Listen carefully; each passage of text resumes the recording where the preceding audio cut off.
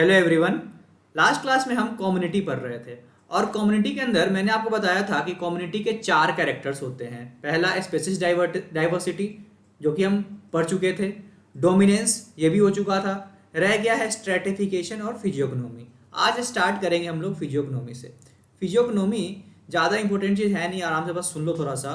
कोई भी कम्युनिटी का जो एक्सटर्नल अपीयरेंस होता है उसको हम लोग फिजियोग्नोमी बोल देते हैं। ठीक है, सपोज पाइनस कम्युनिटी को देखोगे हिमालय पे तो सारे पाइंस पाइंस सा दिखेंगे, तो वो जो एक्सटर्नल अपीयरेंस हुआ ना उस कम्युनिटी का, वो उसका फिजियोग्नोमी हो गया। ठीक, जैसे यहाँ पे बहुत सारे आप कॉन्सेप्ट देख रहे हो, कॉन्सेप्ट का ये प्लांट है। ठीक है, कॉन्सेप्ट प्लांट है और यही कॉन्सेप्ट प्लांट बहुत सारे एक साथ हो जाएंगे तो ये डोमिनेंट हो जाएंगे वहाँ के और इसको ये कॉनिफेरस फॉरेस्ट बना देंगे। ठीक है, तो मतलब जहाँ पे बहुत सारे कॉन्सेप्ट प्लांट हैं कॉनिफेरस फॉरेस्ट बना दिया, तो दूर से आप देखोगे तो कॉन्सेप्ट बहुत सारे प्लांट दिखेंगे, उसको आपने बोल दिया क्या, कॉनिफेरस फॉरेस्ट है। ये देखो कॉनिफेरस फॉरेस्ट है, बहुत सारे कॉन्सेप्ट प्लांट एक साथ मिलके इन्होंने कॉन्सेप्ट फॉरेस्ट का जनरल अपीयरेंस दे दिया, दैट इज फिजियोग्नोमी, है ना। या फिर किसी भी ऑर्गेनिज्म का फिजियोग्नोमी मतलब एक्सटर्नली आप कैसा अपीयर कर रहे हो, आप देख रहे हो आप कैसा दिख रहे हो, आपका एक्सटर्नल अपीयरेंस क्या है, वो आपका फिजियोग्नोमी है। वैसे ही एक कम्युनिटी है, उसका कैसा एक्सटर्नल अपीयरेंस है वो एक कम्युनिटी है और ये डिटरमाइन करता है डोमिनेंट प्लांट स्पीसीज। ऑब्वियस सी बात है, डोमिनेंट वो होता है जिसका अपने कम्युनिटी में नंबर सबसे ज़्यादा होता है। तो सबसे ज़्यादा नंबर होगा तो वही तो ज़्यादा दिखेगा ना आपको। जैसे हिमालय का पाइनस कम्युनिटी है, पाइनस ट्री सबसे ज़्यादा है, तो आप दूर से देखोगे तो ज़्यादा तो पाइनस ही दिखेगा, है ना। तो डोमिनेंट जो स्पेसिस होता है वही फिजियोग्नोमी डिसाइड करता है। ठीक, तो सिंपल सा एग्जांपल है, एक्सटर्नल अपीयरेंस किसी भी कम्युनिटी का उसका फिजियोग्नोमी होता है। ठीक, तो ये रह गया फिजियोग्नोमी आपका खत्म। अब नेक्स्ट आते हैं स्ट्रेटिफिकेशन।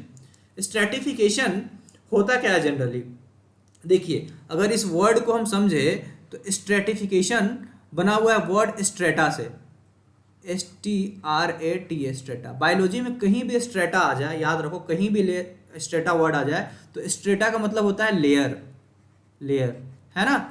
और स्ट्रेटिफिकेशन मतलब लेयर का बनना, इज कॉल्ड स्ट्रेटिफिकेशन, है ना। किसी भी चीज़ के लेयर को बनना है स्ट्रेटिफिकेशन। तो भैया हमारे कम्युनिटी में किस चीज़ का लेयर बन रहा है, हम आ गए एक फॉरेस्ट में।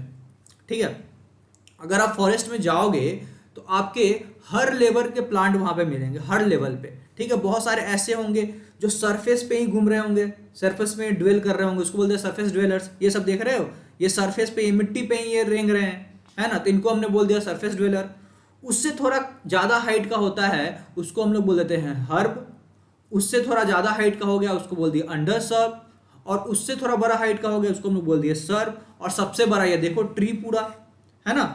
तो एक फॉरेस्ट में अलग अलग प्लांट अलग अलग अपने हाइट के अकॉर्डिंग अरेंज हो जाते हैं वर्टिकली। ठीक है, सबसे नीचे ये देखो, सबसे नीचे सरफेस ड्वेलर, ये सरफेस में ये रेंग रहे हैं सरफेस ड्वेलर। इससे थोड़ा ज़्यादा हाइट हो गया हर्ब्स का, थोड़ा ऊंचा।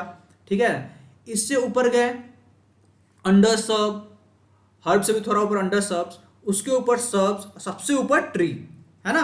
तो ये एक लेयर बन गया, सबसे नीचे सरफेस ड्वेलर का ये पहला लेयर बनाया, दूसरा लेयर हर्ब बनाया, तीसरा लेयर अंडर सर्ब बनाया, चौथा लेयर सर्ब बनाया और पांचवा लेयर ट्री बनाया, है ना।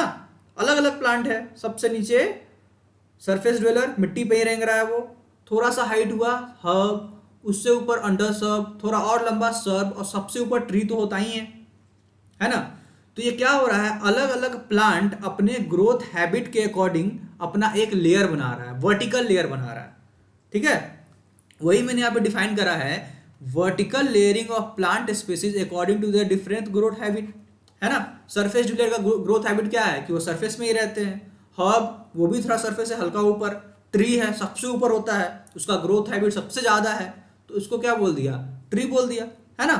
तो वर्टिकल लेयरिंग जो एक फॉरेस्ट में या फिर किसी इकोसिस्टम में हो जाता है प्लांट स्पेसीज का, ठीक है, उसको हम लोग बोल देते हैं स्ट्रेटिफिकेशन। तो यहाँ पे लेयर क्या चीज़ का बना, मैंने बोला ना लेयर, तो लेयर यहाँ पे किस चीज़ का बन रहा है, प्लांट स्पेसीज का लेयर बन रहा है उस कम्युनिटी के अंदर।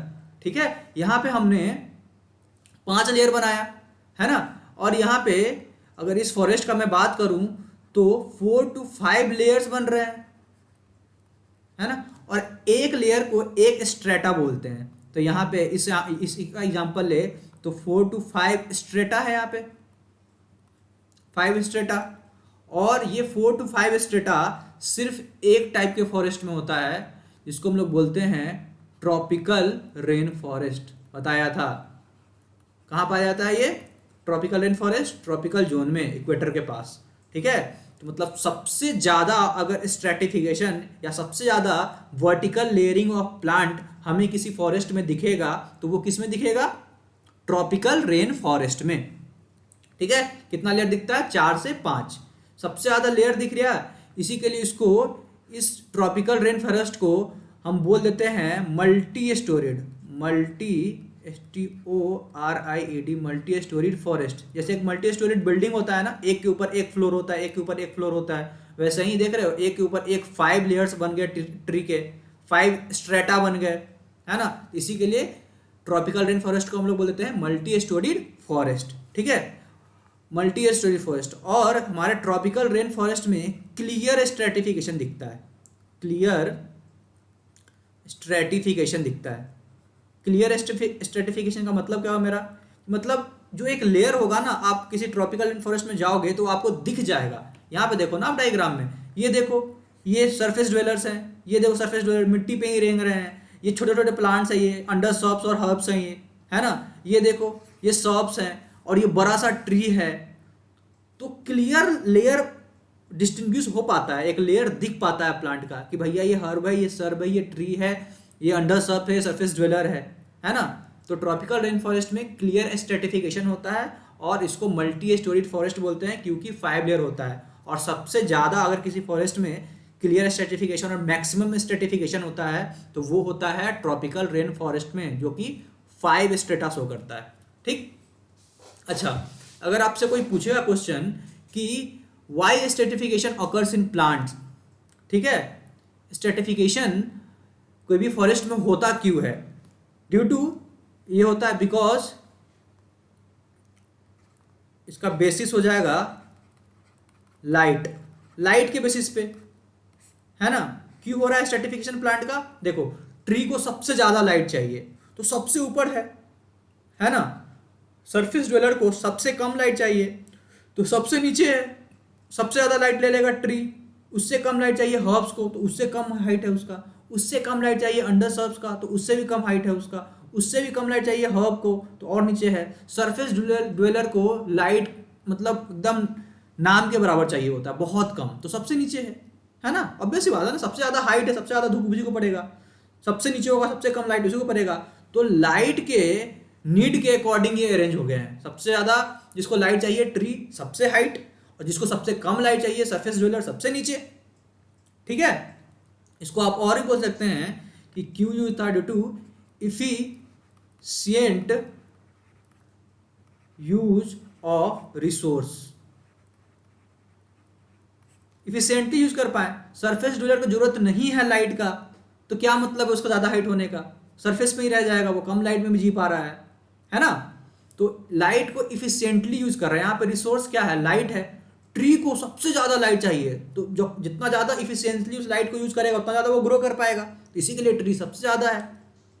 ठीक, तो इसी के लिए बोल दिया कि कोई भी क्वेश्चन पूछे why stratification occurs in forest, बोल देना due to efficient use of resource को इफिशिएंटली यूज करने के लिए और लाइट के यूज को इफिशिएंटली यूज करने के लिए। ठीक है, तो ये हमारा आज था स्ट्रेटिफिकेशन ऑफ फॉरेस्ट। कल हम लोग पढ़ेंगे स्ट्रेटिफिकेशन ऑफ माउंटेन। ठीक है, उसके बाद स्ट्रेटिफिकेशन ऑफ लेक। चलिए, थैंक यू।